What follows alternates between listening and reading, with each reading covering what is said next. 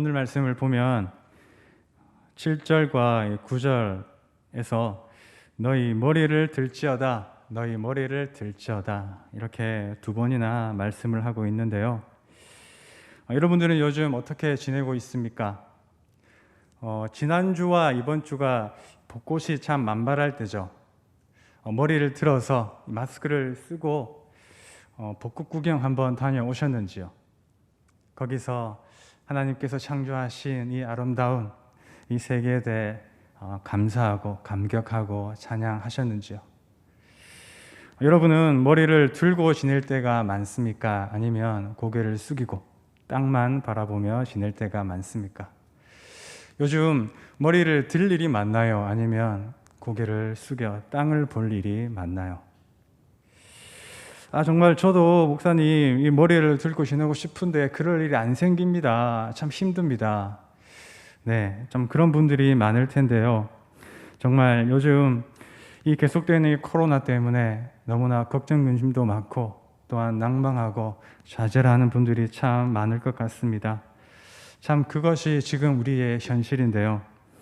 그래서 어떤 사람들은 중독에 빠지기도 하고요. 또 집에만 오래 갇혀 있다 보니까 우울증에 걸리는 사람들도 그렇게 많다고 합니다. 우울증 초기 증상 테스트를 보면 대표적으로 12가지가 있는데요. 거기서 5가지 이상이 2주 이상 지속되면 전문가와 상담해 보는 것이 좋다고 합니다. 한번 간단히 확인해 볼까요? 첫 번째가 기쁨이나 행복을 잘 느끼지 못하고 슬프거나 공허함을 많이 느낍니다. 두 번째가 밤에 잠을 잘 자지 못하고 잠을 자도 자주 깹니다. 셋째, 식욕을 잃어 체중이 감소하거나 반대로 과식으로 체중이 증가합니다. 넷째, 아무것도 하기 싫고 이전에 즐기는 것에 재미를 느끼지 못하고 관심을 잃습니다. 다섯 번째, 쉽게 짜증이 나고 예민해져 화내는 사람처럼 보입니다. 여섯 번째, 피곤함을 자주 느껴 많은 시간을 쉬거나 자거나 아침에 일찍 일어나지 못합니다. 일곱 번째, 자신이 무가치하거나 삶의 의미가 없다고 느껴 다른 사람에게 자신은 짐이라고 생각합니다. 여덟 번째, 절망감과 무력감을 많이 느낍니다. 아홉 번째, 실수를 할 수도 있지만 그것에 대해 과도하게 죄책감을 가집니다. 열 번째, 집중, 기억, 결정에 어려움이 있습니다. 11번째, 두통, 소화장애, 설명할 수 없는 통증 등의 신체 증상이 있습니다. 그리고 끝으로 12번째, 삶을 어떻게 끝낼 수 있는지 죽음이나 자살에 대해 많이 생각합니다. 바로 이런 증상이 많은 사람들은 머리를 들어 하늘을 바라보기보다는 고개를 숙여 땅을 많이 바라보는 사람일 것 같습니다. 여러분들은 어떻습니까? 여기에 한 몇 가지 정도 해당이 되십니까? 물론 이 예배당에 온 것 자체가, 그리고 지금 집에서 이 방송을 켜서 예배 드리는 것 자체가, 그런 분들은 정말 이 우울증 초기 증상과는 거리가 먼 분들이라고 할 수 있을 것입니다. 정말 땅보다는 머리를 들어 하나님을 바라보기를 소망하는 분들이실 것입니다. 바로 이렇게 오늘 말씀 제목처럼 머리를 들어 우리 모두가 여호와 산에 오를 자가 되며 또한 그러기를 소망하는 결단하는 이 시간이 되길 기도합니다. 이 시편 24편 말씀은요, 이 다윗의 시로서 하나님과 이스라엘의 언약의 상징인 언약궤가 블레셋에 빼앗겼습니다. 블레셋에 빼앗긴 지 40년 만에 다윗이 다시 그것을 찾아오는데요. 다윗이 그것을 다시 예루살렘으로 되찾아와 시온산으로 옮겨 안치하는 그때의 감격과 감사가 이 본 시편의 배경이라 할 수 있습니다. 사무엘하 6장에 기록된 거국적 언약궤 입성 축하 행사가 본 시편의 배경이라고 할 수 있는데요. 그러다 보니 1절, 2절 말씀을 보면 땅과 거기에 충만한 것과 세계와 그 가운데 사는 자들은 다 여호와의 것이로다. 여호와께서 그 터를 바다 위에 세우시며 강들 위에 건설하셨도다. 어떤 느낌의 말씀인 것 같습니까? 하나님께서 이 온 천지 만물과 그 위에 사는 그 모든 것을 창조하시고 지금도 통치하시고 역사하고 계시고 이런 천지 만물의 기초 위에 바다와 강들을 세우셨고 이 모든 것을 건설하신 바로 그런 하나님을 찬양하고 있는 것입니다. 그리고 바로 그 하나님과 함께 이 이스라엘의 언약을 맺은 이 언약궤가 블레셋에 빼앗겼다가 다시 이제 예루살렘으로 돌아오는데 그 모습을 보고 있는 다윗은 얼마나 감사하고 감격하여 하나님을 찬양했겠습니까? 그래서 이제는 그 위대하고 영광스러운 하나님 앞에 모두가 함께 나가 예배를 드려야 할 텐데요. 그래서 이 다음 이 3절부터 6절까지 말씀을 보면 그 하나님께 나아가 예배할 수 있는 자는 어떤 자인지를 말씀합니다. 우리 함께 3절 말씀 함께 읽어보겠습니다. 시작. 여호와의 산에 오를 자가 누구며 그의 거룩한 곳에 설 자가 누구인가? 아멘. 이렇게 위대하신 하나님 앞에 나아가 예배할 여호와의 산에 올라갈 자, 그의 거룩한 곳에 설 자가 누구인지를 질문하고 있습니다. 그런 자가 누굽니까? 바라기는 저와 여러분이 되기를 소망합니다.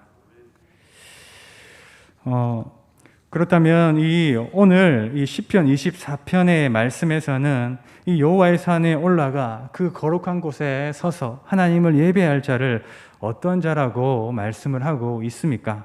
바로 이 질문의 답을 계속하여 4절에서 말씀을 하고 있습니다. 곧 손이 깨끗하며 마음이 청결하며 뜻이 허탄한 데 두지 아니하며 거짓 맹세하지 아니하는 자로다. 첫째로 손이 깨끗하며, 둘째로 마음이 청결하여 뜻을 허탄한 데 두지 않으며, 셋째로 거짓 맹세하지 아니하는 자라고 말씀하고 있습니다. 이 손이 깨끗하다는 말은 나는 손을 자주 씻는데 이런 뜻이 아니라 사람이 손으로 참 많은 일을 합니다. 손으로 또한 자신을 많이 표현하기도 하고 무엇을 많이 만들기도 하고 일을 하기도 하고 이 손으로 참 많은 것을 하는데 특히 예수님은 마태복음 5장 30절에 만일 내 오른손이 너를 실족하게 하거든 찍어 내 버리라고 말씀을 하셨습니다. 무슨 말입니까? 이렇게 손이 깨끗하다는 것은 평소 이 손이 하는 일에 대해서 실족해 하지 않게 하는 것이고 다른 사람에게 비난받을 만한 일이 없어야 함을 의미하는 자라고 그런 뜻입니다.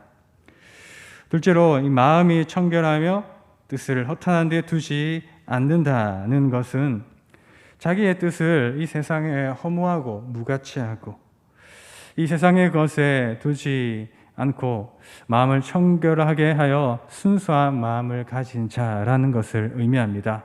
그래서 팔복에 보면 마음이 청결한 자가 하나님을 볼 수 있다라고 말씀을 하는데요. 목사님, 저는 하나님이 안 보여요. 제 마음이 많이 더러운 것 같습니다. 어쩌면 그 마음이 정말 더러워서 그럴 수 있습니다. 그리고 이 더러운 것은 오늘 이 말씀처럼 이 청결하지 못하게 세상에 허탄한 것, 허무한 것, 이 무가치하는 것에 마음이 빼앗겨 있기 때문인 것입니다.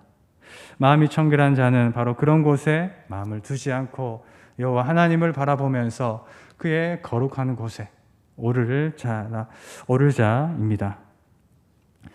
끝으로 이 거짓 맹세하지 아니하는 자는 자기가 자기 의지를 가지고 말로만 맹세를 하거나 그런 말 실수를 하지 말라는 그런 단순한 뜻이 아니라 결국 그 마음속에 있는 속마음을 얘기합니다.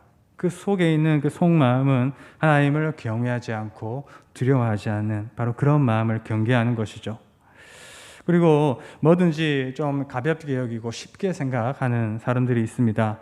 하나님께서 맡겨주시는 일들에 대해서 또 하나님께서 도와주시면 그냥 잘 되겠지, 이렇게 편하고 쉽게 생각하는 마음과 또 이 행동보다는 또 말이 앞서는 그런 사람들이 있습니다. 거짓 맹세하지 아니하는 자는 바로 그런 생각과 마음을 경계하는 것이고요. 또 그렇게 하지 않는 것이고요. 그래서 하나님을 경외하고 두려워하는 자를 의미합니다.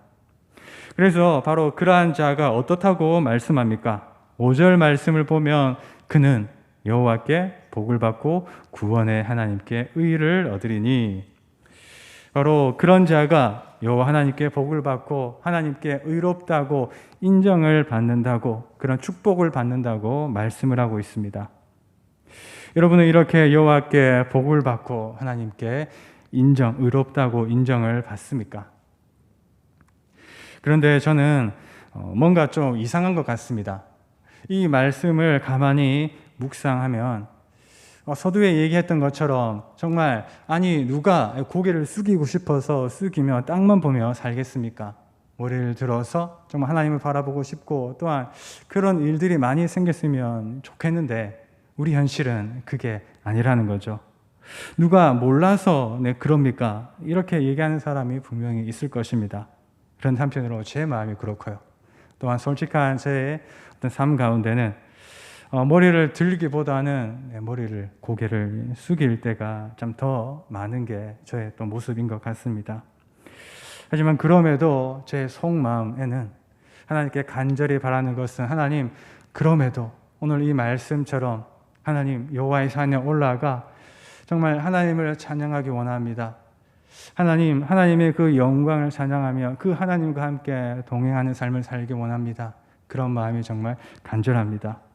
그런데 그게 현실의 내 모습, 참 부족하고 연약한 모습, 참 하나님을 믿는다고 하면서 이렇게 목회자로 세워주셨지만 여전히 많이 이 부족한 모습 때문에, 그리고 부족한 또 받쳐주지 않는 또 그런 상황과 환경, 참 잘 풀리지 않는 저의 인생과 모습 때문에 그게 잘 안 된다는 게 문제죠.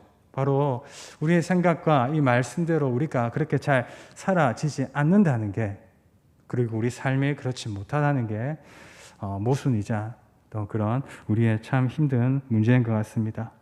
아무리 노력을 해도 참 잘 살아지지 않아서 어쩌면 그래서 더 좌절감이 생기고요. 또 그래서 한편으로 이 말씀을 묵상하면 묵상할수록 이 말씀이 더 저에게 부담으로 다가오고 부담으로 느껴지는 것 같습니다. 여러분은 어떻습니까? 정말 이 조건들, 만약에 이 여호와의 산에 오를 자가 이것들을 이 조건으로 해석을 한다면 많은 사람들이 정말 이 여호와의 산에 오를 수 있을지, 내가 정말 그렇게 살 수 있을지, 하나님 그렇게 살기가 너무 힘듭니다, 어렵습니다, 이렇게 고백할 것 같습니다. 그런데 이상한 것은요, 그런데도 이후에 다윗의 말씀을 보면 다윗은 이어서 계속하여 하나님을 찬양하고 있습니다. 그것도 2번이나 하나님을 이어서 찬양하고 있습니다. 7절 말씀을 보면 문두라 너희 머리를 들지어다, 영원한 문두라 들릴지어다, 영광의 왕이 들어가시리로다. 바로 이런 찬양도 있죠. 문들아 머리를 들어라, 들릴지어다 영원한 문들아. 네, 이렇게 다윗은 아마 힘차게 서두에 얘기했던 것처럼 이 언약궤가 지금 들어오고 있습니다. 너무나 감사하게 감격하면서 이 문들아 열릴지어다 들릴지어다 영광의 하나님이 들어가시겠다, 이렇게 감사로 다윗은 이 찬양하는 것 같은데요. 바로 이런 찬양, 바로 이 말씀이, 그런데 이 다윗이기 때문에, 다윗이 지은 이 시편이기 때문에, 다윗이기 때문에 이 말씀이 가능하고 다윗이기 때문에 이 가능한 찬양인 것입니까? 아닙니다. 하나님께서는 우리 모두가 바로 이러한 찬양을 하기 원하시고, 하나님께서는 바로 우리 모두를 통해 영광 받기 원하시는 것입니다. 그러기 위해서는 우리는 어떻게 해야 될까요? 참 어떻게 하면 좋을까요? 먼저 그러기 위해서 오늘 말씀 주인공 이 다윗에 대해 우리는 먼저 올바로 알아야 할 것이고, 잠시 이 다윗의 삶을 한번 생각해 보기 원합니다. 특히 우리 모두가 봐서 알고 있는 이 담임 목사님 능력의 말씀에서 담임 목사님께서 이 다윗에 대해 말씀을 하셨는데요. 거기를 보면 다윗의 마스길이라고 불리는 다윗이 그의 인생의 교훈들이 있습니다. 그는 어려운 상황 가운데서 우리에게 크게 두 가지를 말씀하고 구분하고 있는데요. 첫째는 나를 위해 하나님이 하실 일, 그리고 그 어려운 상황 가운데서 바로 내가 해야 할 일을 명확하게 구분하고 있다라고 말씀하였습니다. 그래서 생각해 보면 이 기름 부음 받은 다윗은 왕이 되고 나서도 사울에게 계속 쫓기는, 정말 생명의 위협을 받는 아주 힘든 신세였습니다. 지금 우리들보다 훨씬 어렵고 힘든 상황이었던 것입니다. 하지만 그는 그럼에도 하나님의 인자하심을 영원히 의지하였고요, 감사로 제사를 드리고 그 하나님께 나아가 간절히 부르짖었던, 그렇게 하라고 교훈을 하였습니다. 바로 그런 다윗이 오늘 다시 한번 오늘 우리들에게 이야기하고 있습니다. 이 천지 만물을 주관하고 계시고 이 모든 것을 창조하신 하나님께서 지금 우리와 함께 하시며 우리와 역사하고 계십니다. 그 하나님께서는 이런 우리를 통해 영광 받기 원하십니다. 그래서 고개를 들어 여호와의 산에 올라갑시다. 문을 들어서 영광의 하나님을 찬양합시다. 그래서 바로 문을 열어라 라고 말씀을 하고 있는데요, 특별히 여기 문들을 얘기하는데, 여기 문이라고 하면 지금 다윗이 빼앗겼던 이 언약궤를 예루살렘으로 다시 가져와서 시온산의 이 성전에 안치하려고 합니다. 그래서 이 언약궤가 들어가기 위해서는 이 성전에 성문이 있습니다. 그래서 1차적으로 이것은 성문을 뜻하는 것이고요, 성문을 들어 열어라는 뜻이고요. 그리고 이것을 영적으로 보면 이제는 하나님의 은혜로, 그리고 예수님의 그 십자가의 공로로 이제 우리 모두가 똑같은 한 성령을 받아 하나님의 성령을 모시는 우리가 하나님의 성전이 되었습니다. 그런데 그 성전의 문이 닫혀 있는 것입니다. 영광의 하나님께서 우리의 마음에 이 성전 안에 들어오시려고 하는데, 우리의 힘든 상황, 우리의 어떤 고난들, 아픔들 때문에, 우리의 또 믿음 없는 그런 모습 때문에 영광의 하나님이 들어가시려고 해도 들어오지 못하시고 있는 것입니다. 오늘 이 말씀이 정말 머리를 들고 하나님을 바라보며 여호와의 산으로 나와 함께 오르자, 그 문을 열어라 라고 우리에게, 바로 나에게 말씀하는 하나님의 말씀임을 우리는 깨달아야 할 것입니다. 지금 우리는 특별 새벽 기도회를 하면서 고난 주간을 보내고 있습니다. 하나님께서는 저와 여러분을 위해서, 바로 이 모든 것을 가능하게 하기 위해서 하나뿐인 독생자 예수님을 이 땅에 보내주셨습니다. 그래서 이제 그 예수님으로 말미암아 우리의 그 영원한 문이 이미 이제 열렸습니다. 이것을 위해 주일 말씀처럼 나귀 새끼를 타시고 이 땅에 왕으로 오신 예수님, 그 예수님은요, 이 골고다 언덕을 오르시면서 십자가를 지시면서 고난과 수치를 당하셨습니다. 그래서 우리를 향한 하나님의 그 영원한 구원을 이루어 주셨고요, 우리에게 이제는 새 생명을 허락해 주셨습니다. 그렇기 때문에 이제 그로 인한 고난, 고통, 그것은 끝이 아니라 성취의 시작이라고 하였습니다.